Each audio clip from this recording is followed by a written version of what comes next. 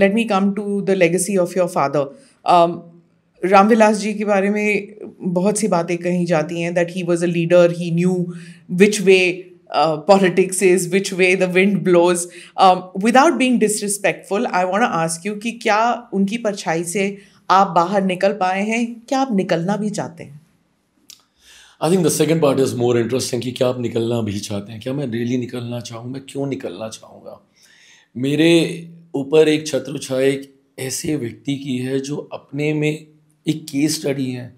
मतलब 5 दशक से ज़्यादा सक्रिय राजनीति में रहना, बेदाग छवि, 1 रुपया तो क्या 1 पैसे तक का कोई आपके ऊपर आरोप नहीं लगा सकता.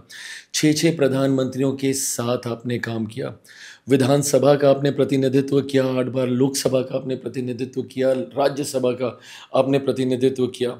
तो ऐसे में when you have an institution at home to learn and understand from, and being a student of politics, not literally but जब से राजनीति में आऊँ मैं पढ़ता हूँ, देखता हूँ, पुराने भाषण सुनता हूँ, वाजपेयी साहब के सुनता हूँ, सुषमा जी के सुनता हूँ, सीखता हूँ क्या हो रहा है, कैसे किया, 90 का दशक कैसा था. बिकॉज बहुत राजनीतिक तौर पे उथल फुथल वाला समय था. हर 1.5-2 साल पे चुनाव हो रहे थे, यूनाइटेड फ्रंट की गवर्नमेंट, देवेगौड़ा साहब, गुजराल साहब, ये सारी चीज़ें. तो ये सब मैं समझने की कोशिश करता हूँ. ऐसे में पापा से बेहतर और कौन सीखने समझने के लिए.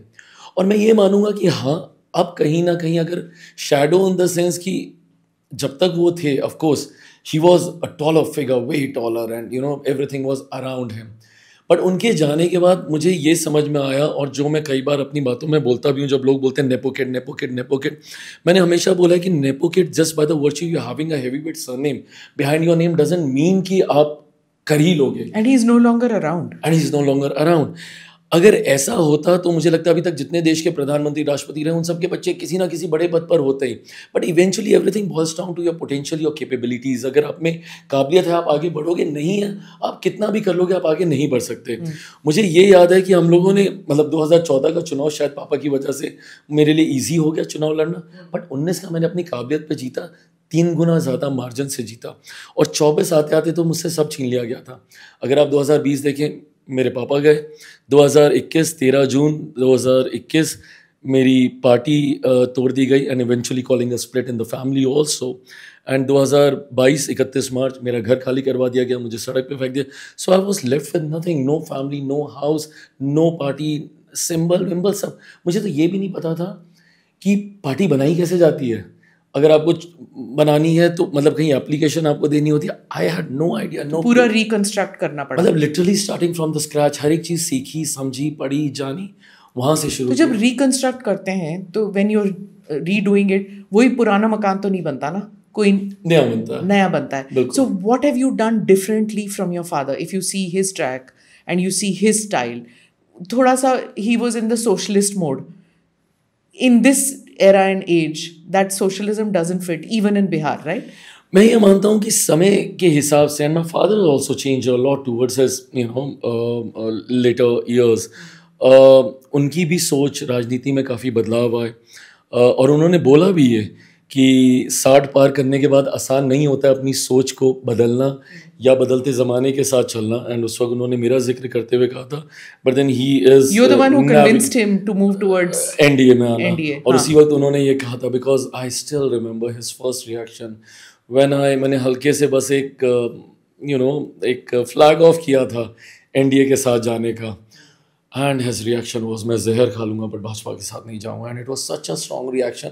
अगले 3 महीने तक मेरी हिम्मत ही नहीं हुई बोलने की. And but then Rahul ji help me a lot, because वो पापा से मिले नहीं, उन्होंने मिलने का समय नहीं दिया. So that gave me the space कि मैं इस टॉपिक को दोबारा उठाऊँ, बिकॉज दही चूरा हो चुका था तब तक. 2014 मतलब मैं 14 जनवरी के बाद की बात कर रहा हूँ. मार्च में नोटिफिकेशन आना था, अप्रैल में चुनाव होने थे. हम लोग जनवरी मिड पार कर चुके थे और अभी तक कोई चर्चा ही नहीं शुरू हुई थी कि अलायंस होगा नहीं होगा, क्या क्या नहीं. तो फिर अर्ली फेब में देन पापा gave me this free hand की जाओ करो तुम्हें जो करना. Is there that kind of a red line for you कि मैं जहर खा लूंगा पर मैं गठबंधन में नहीं जाऊंगा? ऐसे कुछ है? कौन से गठबंधन में नहीं जाऊंगा? महागठबंधन में. ऐसे कुछ है आपके लिए? नहीं, मेरे लिए ये है कि जब तक मेरे प्रधानमंत्री हैं मैं वैकल्पिक गठबंधन अलायंसेस की मैं सोच ही नहीं सकता हूँ. मतलब I am too young to commit for 25-30 years की फ्यूचर में क्या होगा नहीं होगा, पर मुझे इतना पता कि मेरा समर्थन तो आप मेरे एनडीए में सिर्फ मोदी जी की वजह से हैं? Of course.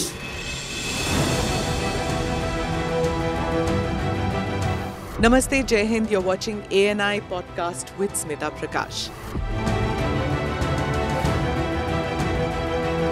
अगर हम उसको मस्जिद कहेंगे तो फिर विवाद होगा. The issue is टूटा है क्या भारत? 400 पार का मतलब ये है कि संविधान खतरे में है. क्या हम लोग ये निर्देश देते हैं कि फला को गिरफ्तार करके जेल डाल दें? वही तो कह रहे हैं सब. ये बेबुनियाद निराधार आरोप. सच्चा सुनना चाहो देखो स्मिता प्रकाश ANI. It does not lie.